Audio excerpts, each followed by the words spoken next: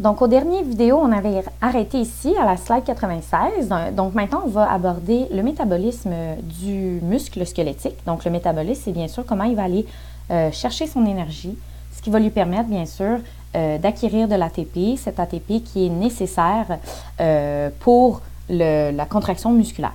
Donc, l'apport d'énergie pour la contraction du muscle squelettique se fait de 3 façons, et le tout pour produire de l'ATP pour la fibre musculaire squelettique. Donc, premièrement, il va y avoir un apport immédiat par le système de phosphagène, donc de phosphate. Il va y exister à l'intérieur du sarcoplasme du phosphate et de l'ADP disponibles en tout temps. Ensuite, on va avoir un apport à court terme pour la voie anaérobique. Donc, on va le voir un petit peu plus tard, là, qui est la créatine phosphate. Puis, finalement, on va avoir un apport à long terme par la respiration cellulaire aérobique. Donc, on se souvient que lorsqu'on voit le terme aérobique, veut dire en présence d'oxygène. Donc, généralement, cet apport à long terme par respiration cellulaire aérobique va se faire principalement par le glucose. Donc, pour l'approvisionnement immédiat en adénosine triphosphate par le système des phosphagènes, bien, ça va être la mobilisation de molécules qui contiennent du phosphate, qui est à haute teneur énergétique.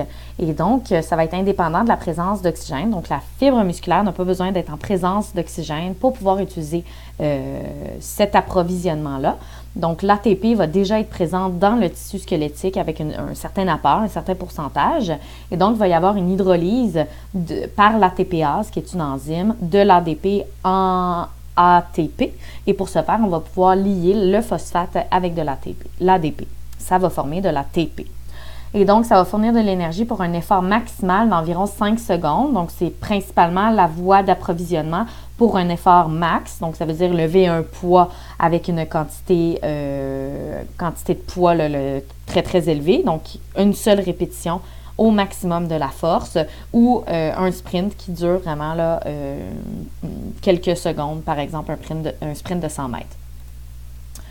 Et donc, l'approvisionnement immédiat va se faire aussi grâce à des myokinases qui vont transférer un phosphate d'une molécule d'ADP à une autre. Ça va produire de l'ATP et de l'adénosine monophosphate, qui est de la MP, et ça va procurer aux muscles quelques secondes additionnelles d'énergie. Ensuite, on va avoir la créatine kinase qui, grâce à la créatine phosphate, va pouvoir fournir de l'ATP aux muscles squelettiques seulement. Ça va transférer un phosphate de la créatine phosphate à l'ADP et ainsi l'ADP va devenir de l'ATP. Donc, on se souvient DP pour diphosphate, TP pour triphosphate. Donc, on passe d'un diphosphate, donc de 2 phosphates sur la molécule à 3 phosphates sur la molécule. Et ça va procurer dans cette situation-là 10 à 15 secondes additionnelles d'énergie et on va avoir une inversion de ce processus d'approvisionnement au repos. Donc, vous avez ici le système des phosphagènes. Donc, on a l'ADP qui devient l'ATP et l'inverse aussi. Donc, l'ATP qui devient ADP si on lui enlève un phosphate. On va avoir la myokinase qui va passer de 2 ADP à un ADP plus un AMP. Et on va pouvoir fournir dans cette situation-là assez de phosphate pour transformer les ADP en ATP. Et on a l'autre système avec la créatine kinase. Donc, bien sûr, ce ne sera pas le genre de question qui va être posé à l'examen. Donc, je ne vous demanderai jamais de refaire ces dessins-là, de mobiliser là, toute la partie biochimique ou chimique là, par rapport à ça. Mais c'est vraiment dans une ordre d'idée qu'on a un potentiel à aller chercher quelques secondes d'énergie avec des molécules qui sont déjà présentes et différentes enzymes qui sont aussi présentes dans la fibre musculaire. L'approvisionnement à court terme en adénosine triphosphate qui va se faire par la voie anaérobique, donc ce qui veut dire sans oxygène. Donc l'ATP qui est fourni par cette voie d'approvisionnement va se dérouler principalement dans le cytosol, donc ce qu'on appelle le sarcoplasme. Ça va nécessiter aucune molécule d'oxygène, donc on ne va pas dépléter la quantité en oxygène qui est à l'intérieur de la cellule ou qui est à l'extérieur de la cellule. Et le glucose va être mobilisé à partir du glycogène ou par la circulation sanguine. Et le but va être de convertir 2 molécules d'acide pyruvique. Pour chaque molécule de glucose, il va y avoir 2 molécules d'ATP qui sont libérées. Bien sûr, le ratio 2 molécules de glucose pour 2 molécules d'ATP, c'est pas vraiment rapide et c'est pas vraiment efficace non plus. Donc, c'est vraiment quelque chose qui peut être utilisé à très court terme. Au niveau de l'approvisionnement encore anaérobique, à partir de l'acide pyruvique, il va entrer normalement dans la mitochondrie en vue de la respiration cellulaire aérobique, donc grâce à la présence de molécules d'oxygène. Si l'oxygène est insuffisant, puis on a des quantités croissantes qui se convertissent en acide lactique, ça peut être mobilisé, entre autres, par le cœur, parce que le cœur utilise l'acide lactique pour son carburant, et pour le foie aussi, qui utilise l'acide lactique pour la néoglucogénèse. Bien sûr, on ne veut pas fabriquer trop d'acide lactique, puisque ça va avoir tendance à diminuer le pH corporel. Maintenant, la respiration cellulaire aérobique qui se fait grâce à l'oxygène. Donc, elle va se faire à l'intérieur des mitochondries. Elle nécessite, comme j'ai dit, de l'oxygène et on va avoir l'acide pyruvique qui va être oxydé en dioxyde de carbone. L'énergie de la liaison chimique va être transférée aux nicotinamide adénine, dinucléotide hydrogéné qu'on appelle le NADH. Jamais je vais vous demander de m'écrire ce terme-là au long. Mais bon, juste pour une question d'information, puisqu'on va voir la biochimie aussi de l'énergie un petit peu plus tard dans l'année. Et la flavine adénine dinucléotide hydrogénée, qui est la FADH2. Donc, ce sont deux, finalement, ce sont des cofacteurs qui aident les liaisons chimiques dans le transfert énergétique. On va le voir un petit peu plus tard. Donc, cette énergie-là va servir à produire de l'ATP par ce qu'on appelle la phosphorylation oxydative, donc qui est un type ou un processus biochimique. Et la production nette d'énergie va être de 28 molécules d'ATP par rapport à ce qu'on parlait tout à l'heure avec le mode de processus anaérobique. On formait seulement 2 molécules d'ATP. Donc ici, c'est 28. Donc, on voit une plus grande productivité au niveau énergétique. L'ATP va être produit à partir de triglycérides, qui sont des graisses. Donc, plus les chaînes d'acides gras vont être longues et plus la quantité d'ATP produite va pouvoir être élevée. Les acides gras vont constituer un carburant de choix pour la plupart des tissus musculaires squelettiques, mais la présence d'oxygène va être nécessaire. Donc, ça va être sur du long terme. Ce ne sera pas, en fait, là, sur de l'exercice explosif qu'on va pouvoir aller chercher comme substrat énergétique des graisses. Il va falloir, bien sûr, là, y aller sur du plus long terme avec une quantité d'oxygène qui est disponible. Donc ici, ce sont les processus métaboliques de la production d'ATP. Donc, je ne vous demande pas de savoir par cœur, je vous demande seulement de savoir qu'il existe différents types d'approvisionnement, soit sur du court terme, soit sur du long terme, et qu'on a la voie anaérobique sur du court terme et la voie aérobique sur du long terme. La production énergétique et l'intensité de l'effort. Donc, la source d'ATP va varier selon l'intensité et la durée de l'effort. Donc, si on a un sprint de 50 mètres, l'ATP va être fourni surtout par le système des phosphagènes. Comme je disais tout à l'heure, un sprint de, on dit 50 mètres, entre 50 et 100 mètres. On a les sprints de 400 mètres où c'est du court terme. Donc, l'ATP va être d'abord fournie par le système des phosphagènes pour les 50 à 100 premiers mètres.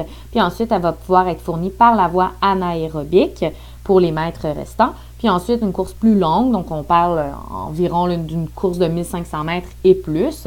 On va avoir de l'ATP qui va être fourni par les 3 modes d'approvisionnement, les 50 premiers mètres par surtout le système des phosphagènes. Ensuite, les 400 premiers mètres, ça va être surtout par la voie anaérobique. Et pour tout le reste, ça va être surtout par les processus aérobiques.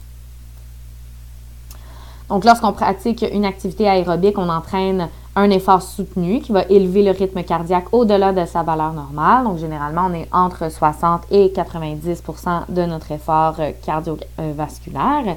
Et ensuite, ça va induire des modifications dans le système respiratoire et cardiovasculaire. Ça va stimuler l'oxygénation et ça va permettre de déployer plus longtemps un effort plus intense. Donc, on a les 400 mètres, 50 mètres, 1500 mètres, en termes de secondes ou de minutes, combien ça va avoir d'impact. Et ensuite, les différents systèmes, soit le système des phosphagènes, la voie anaérobique ou la respiration cellulaire aérobique, dépendant, là, bien sûr, du niveau d'énergie déployé. Donc, on peut avoir une dette en oxygène. Donc, dans ces situations-là, on a des quantités additionnelles d'oxygène qui doivent être inspirées après un exercice. C'est nécessaire pour rétablir l'état physiologique du corps d'avant l'effort. Et l'oxygène additionnel va être indispensable pour rétablir l'oxygénation de l'hémoglobine et de la myoglobine au sein de la fibre musculaire ou au sein de notre organisme.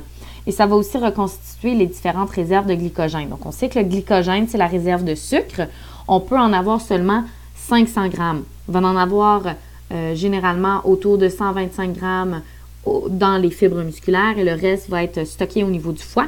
Et donc, on doit constituer ou reconstituer ces réserves-là après une activité physique. C'est pourquoi manger du sucre après une activité physique, pas trop de sucre, juste un peu, va pouvoir reconstituer ces différentes réserves-là. On va pouvoir aussi rétablir l'ATP et la créatine phosphate dans le système des phosphagènes et reconvertir notre fameux acide lactique, qui est un déchet métabolique fabriqué par la fibre musculaire, va pouvoir être reconverti en glucose et tout ça, ça se fait au niveau du foie. Maintenant, les types de fibres musculaires squelettiques, donc les critères de classification de ces types de fibres musculaires. Donc, ça va être réparti en deux types de critères. Soit les premiers qui sont le type de contraction qui va être produit, ou aussi peuvent être classifiés selon le mode d'approvisionnement en énergie, soit en ATP.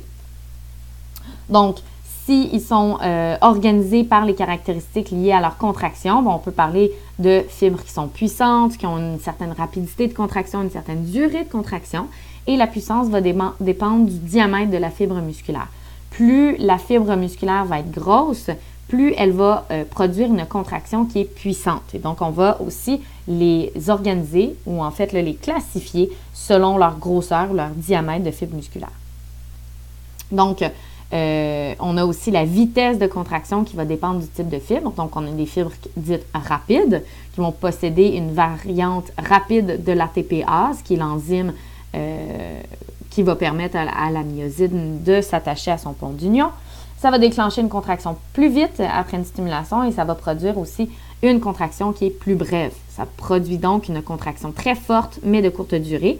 Ça génère donc des mouvements plus puissants, plus rapides que la fibre lente. Et on a des fibres lentes qui possèdent la variante lente d'ATPase de la myosine. Ensuite, on a les fibres qui sont oxydatives et les fibres qui sont glycolytiques. Donc, les fibres oxydatives utilisent la respiration cellulaire aérobique. Ils vont comporter des caractéristiques qui favorisent les processus de respiration cellulaire. Donc, ils vont avoir un vaste réseau capillaire, ils vont avoir un plus grand nombre de mitochondries et ils vont avoir une quantité plus importante de myoglobine, et ce qui va donner leur couleur plus rouge que certaines autres fibres musculaires. Donc, on va parler de fibres rouges oxydatives.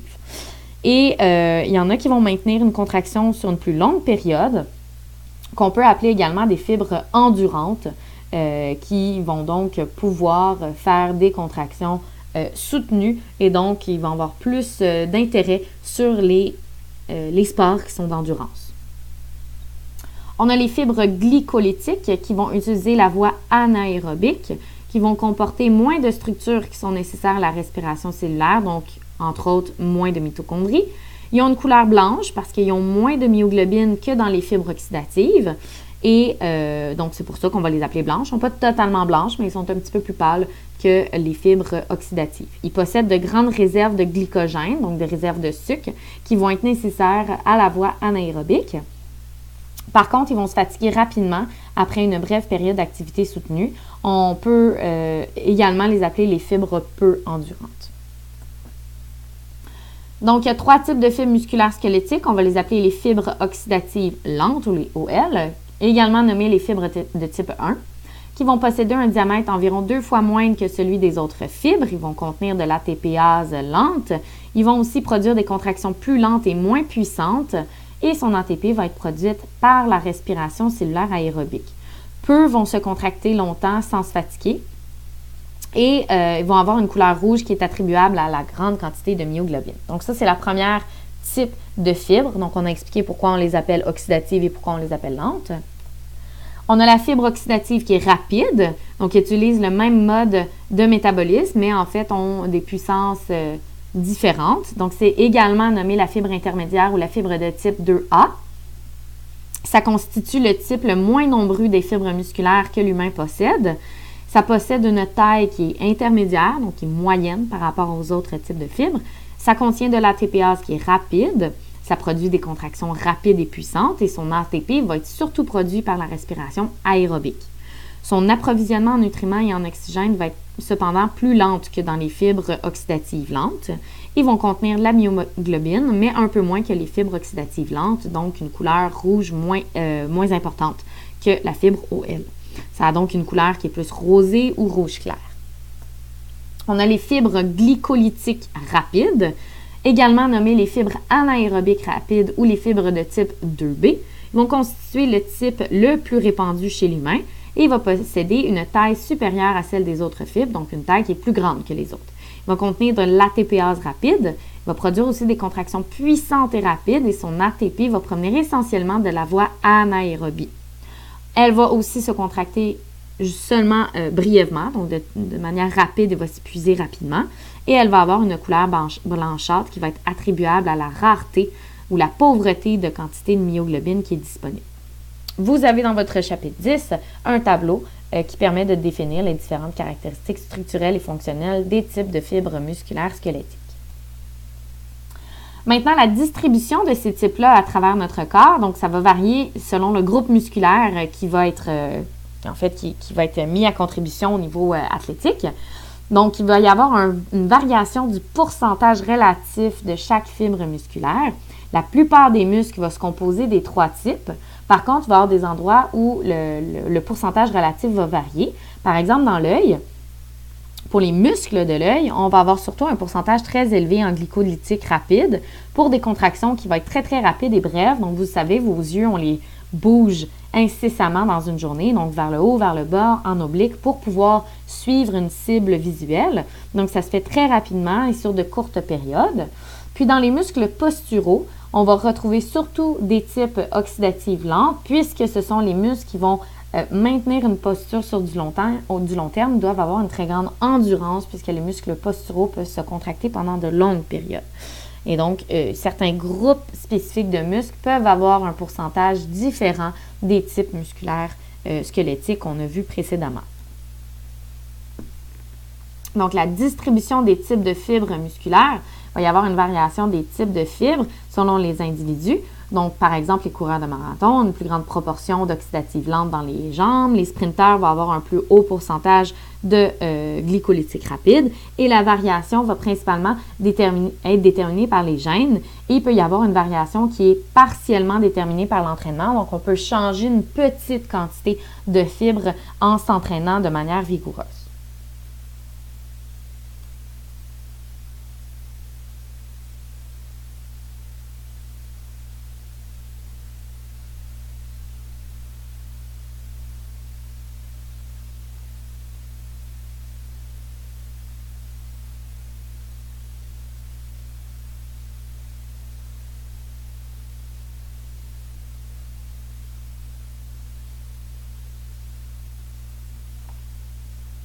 Désolée, l'image avait complètement disparu. Donc, on peut voir ici l'image, vraiment désolée. Donc, on peut revoir une image, en fait, là, des fibres musculaires juste ici. Donc, il est démontré qu'il y a différentes colorations. Donc, il y en a des plus pâles, il y en a des plus foncées, il y en a même des blanches. Et on voit donc des oxydatives lentes, on voit des oxydatives rapides, on voit aussi des glycolytiques rapides qui sont plus blanchâtres ici. Et donc, c'est une représentation de la diversité des différentes fibres qu'on peut avoir dans un muscle. Encore une fois, c'est déterminé par les gènes, mais ça peut aussi changer de manière partielle par l'activité physique. Donc, oui, on peut avoir une modification du phénotype, donc ça veut dire en fait la variation au niveau des types musculaires si on s'entraîne dans une discipline par rapport à une autre, mais bien sûr, c'est très, très modeste par rapport à la détermination génotypique, donc par rapport à nos gènes, à la naissance, de par cette mosaïque de fibres musculaires. Donc, pour la tension musculaire, donc c'est la mesure de la tension musculaire dans les muscles squelettiques. Donc, c'est la force, cette tension-là, c'est la force produite durant la contraction d'un muscle squelettique.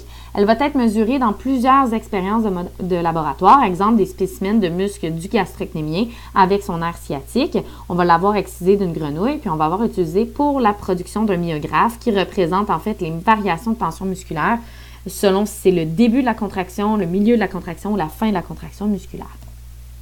Il peut y avoir des périodes de secousse musculaire, donc on appelle des périodes de latence. C'est le délai entre la fin de la stimulation et le début de la contraction.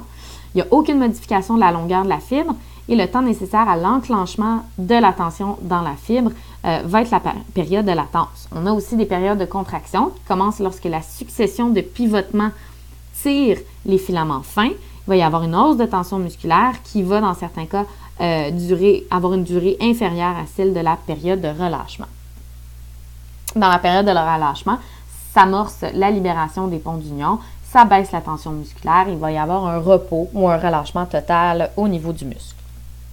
Donc, vite fait, ce ne sera pas vraiment le type de question qui peut être vu à l'examen, mais c'est juste pour vous montrer qu'il y a différentes périodes dans une contraction musculaire. Donc, on va avoir ici la première période où il n'y a absolument rien qui se passe, il n'y a aucune tension musculaire. On a la période de latence où qui est débutée par le stimulus. Ensuite, on a une période de contraction qui se termine au pic, donc la partie où la tension musculaire est à son apogée. Et puis finalement, on va avoir une période de relâchement où le muscle va s'atténuer, donc atténuer sa tension musculaire. Donc, il y a des expériences qui démontrent aussi que le recrutement des unités motrices est différent selon les moments. Donc, si on a un stimulus qui est répété sur le fameux muscle gastrocnémien, il peut y avoir une augmentation du stimulus à chaque stimulation. Puis, au moment de chaque augmentation du stimulus, il va y avoir une contraction d'un plus grand nombre d'unités motrices. La hausse de la tension jusqu'à la mobilisation de toutes les unités motrices, on va parler de point de contraction maximale, et l'accroissement de la tension avec l'intensification du stimulus, on va appeler ça le recrutement. Donc, bien sûr, lorsqu'on fait une contraction musculaire, par exemple, ça peut être le quadriceps, un autre exemple, eh bien, quand je contracte mon quadriceps, ça se peut que ce ne soit pas toutes mes unités motrices qui soient recrutées au même moment, et plus je vais faire un mouvement qui va se répéter et plus le recrutement d'une plus grande quantité d'unités motrices va se faire tout à l'unisson, donc tout en même temps, et on va intensifier la tension musculaire, on va donc aussi intensifier la puissance. Donc, dans le recrutement des unités motrices, ça va expliquer que les muscles peuvent déployer une force qui est variable. C'est un peu la loi du tout ou rien, donc la fibre musculaire va se contracter complètement ou pas du tout. Il peut y avoir des différences de force et de précision, et ça va varier en fonction du nombre d'unités motrices qui vont être activées en même temps. Un petit nombre d'unités motrices activées va faire en sorte que la force exercée dans le muscle va être moins importante. Et si on a un grand nombre d'unités motrices qui vont être activées en même temps, on va avoir une force qui va être déployée qui va être plus grande. Donc, pourquoi la différence entre moi, qui n'est pas vraiment un athlète, et un autre athlète? Bien, il peut y avoir aussi, comme il se pratique et il fait des activités physiques plus fréquemment que moi, il peut y avoir des unités motrices qui vont être variables, donc il va avoir un recrutement plus important dans les cuisses d'un athlète par rapport à mes cuisses à moi. Et en plus de ça, on va voir plus tard qu'il peut y avoir une plus grande quantité de protéines contractiles dans chacune de ces fibres musculaires, ce qui peut aussi augmenter la tension musculaire. Donc, ici, c'est la réaction du muscle squelettique aux variations de l'intensité du stimulus. Donc, si on a 0, 1, 2 jusqu'à 9 stimulus. Donc, on a l'accroissement de l'intensité du stimulus. Puis, on a des contractions maximales qui se font entre 6 et 9 en termes d'intensité du stimulus. Donc, il y a des expériences qui concernent une hausse de la fréquence de stimulation. Donc, des fréquences qui vont être plus petites que 10 stimulus par seconde. Le muscle va se contracter, se relâcher complètement avant la prochaine stimulation. La tension va toujours être identique. Et ça, c'est ce qu'on voit ici, la tension musculaire. On voit la fréquence qui est plus petite que 10 stimulus par seconde. Si on a une fréquence de 10 à 20 stimulus par seconde, ça permet un relâchement qui est complet. Ça augmente la tension et il y a une durée insuffisante pour la sortie de tous les ions calcium. Plus grand nombre de ponts d'union pour une stimulation subséquente. Il va y avoir de la chaleur qui va être produite et qui va accroître l'efficacité enzymatique et la force des contractions va aussi augmenter à chaque occurrence. Donc, chaque occurrence veut dire à chaque fréquence ou à chaque augmentation du stimulus. On appelle ça le phénomène de l'escalier, comme on voit ici. Donc, on monte en termes d'intensité de la tension musculaire. C'est la réaction du muscle squelettique aux variations de la fréquence de stimulus. Ici, on a une très, très grande fréquence, soit de 20 à 40 stimulus par seconde. Le muscle va avoir tendance à ne pas se relâcher. Et donc là, ça va faire un effet de sommation des forces contractiles qui va être nommée la sommation par vague ou la sommation temporelle. Et une autre hausse de la fréquence va laisser moins de temps pour le relâchement. Et là, on va avoir une tension qui est continue. C'est un peu ce qu'on appelle le tétanos incomplet, donc une contraction musculaire qui est incomplète mais qui est soutenue dans le temps. Le tétanos complet, donc ça veut dire vraiment là, contraction musculaire qui est très, très, très soutenue, c'est une fréquence de 40 à 50 stimulus par seconde. Encore là, ne pas savoir les fréquences musculaires, que ce soit en bas de 10 à 20, de 20 à 30 ou autre, là, ce n'est pas à savoir, mais dans cette situation-là, la stimulation qui se maintient, le muscle va atteindre son état de fatigue complète et il va y avoir finalement une baisse de la tension musculaire qui va résulter de la répétition du stimulus. Donc, si on y va de la fréquence moins de 10 jusqu'à plus de 50, on va voir la contraction musculaire qui va augmenter tranquillement comme un effet d'escalier. On va avoir le tétanos incomplet qui va être ici, le tétanos complet qui atteint le maximum de ce que la fibre musculaire peut donner en termes d'intensité de puissance et on va atteindre ce qu'on appelle la fatigue musculaire. Donc, contraction soutenue dans l'organisme au niveau du corps humain, la stimulation ne va pas dépasser le 25 stimulus par seconde. Donc, on va être dans un tétanos incomplet. La contraction soutenue dans l'organisme va être attribuable à la stimulation de différentes unités motrices dans un même muscle. Donc, les facteurs qui vont influencer sur la tension musculaire squelettique, ça va être de 1, le tonus musculaire. C'est la tension au repos dans un muscle. Et le tonus musculaire va résulter d'une stimulation nerveuse qui est involontaire. Certaines unités motrices vont être stimulées au hasard à tout moment. Et c'est cette stimulation au hasard qui va permettre du tonus musculaire de base, ce qui fait qu'un muscle peut avoir une certaine tension, puisqu'il va y avoir l'arrivée d'influx nerveux de manière hasardeuse à tout moment. Et elles vont être activées à tour de rôle pour éviter la fatigue. Elles n'induisent pas une tension qui est suffisante pour provoquer un mouvement, mais elles provoquent une tension qui est suffisante pour maintenir une certaine, un durcissement des fibres musculaires. C'est ce qu'on appelle le tonus musculaire qui peut diminuer pendant, ici il y a une faute, pendant le sommeil paradoxal qu'on appelle, là, donc c'est pas le sommeil paradoxal, c'est le sommeil paradoxal. Donc pendant le sommeil, le tonus musculaire va diminuer et à un certain point, dans la nuit, pendant qu'on dort, le tonus va être complètement à zéro. Et c'est pendant une phase du sommeil qu'on verra un petit peu plus tard qu'on appelle le sommeil paradoxal. La contraction isométrique, c'est la tension musculaire qui est insuffisante pour surmonter la résistance. Donc, le muscle va se contracter et la tension va augmenter, mais on ne verra pas de mouvement pur à l'intérieur de la fibre musculaire et donc pas non plus au niveau du muscle. La longueur du muscle demeure la même. C'est par exemple si je tiens une boîte ou je pousse sur un mur ou je tiens un point sans bouger les bras, je vais quand même avoir une très grande tension musculaire, mais mon muscle, par exemple mon biceps, ne va pas être raccourci. Donc, je ne pourrai pas avoir de mouvement dans mon bras. La contraction isotonique, c'est la tension musculaire qui surmonte la résistance. Elle va donc produire un mouvement. C'est le tonus qui est le même, mais la longueur va changer. Par exemple, frapper une balle ou une raquette de tennis. On va vraiment avoir un mouvement au niveau du biceps et donc au niveau de l'avant-bras et du bras. La contraction concentrique, qui est une sous-catégorie, c'est le muscle qui va se raccourcir lorsqu'il se contracte. Par exemple, les biceps brachiaux au moment de soulever une charge. Et on a des contractions aussi qui sont excentriques, qui est aussi une sous-catégorie où on va avoir des muscles qui vont s'allonger lorsqu'ils se contractent. Par exemple, le biceps brachiaux au moment du dépôt de la charge. La contraction excentrique, c'est aussi ce qu'on fait quand on descend les marches par rapport à une contraction concentrique lorsqu'on monte les marches. Et l'influence de la longueur du muscle sur la tension. Donc, il y a une relation entre la longueur et la tension. La tension va dépendre de la longueur au moment de la stimulation. Et la représentation graphique de cette relation va être une courbe longueur-tension. À sa longueur de repos, la fibre peut produire une force contractile qui est maximale. Ça va se caractériser par le chevauchement optimal de filaments épais et de filaments fins. Un muscle qui est déjà contracté peut produire une contraction qui est plus faible lorsque ses fibres sont stimulées et ça va avoir pour effet que les fibres ou les filaments qui vont glisser vont être limités dans leur déplacement. Dans un muscle qui est étiré, on va produire une contraction qui est plus faible lorsque ces fibres vont être stimulées et ça va avoir pour cette partie-là l'effet que les filaments épais et les filaments fins vont se chevaucher très peu, ce qui va limiter la formation de ponts d'union.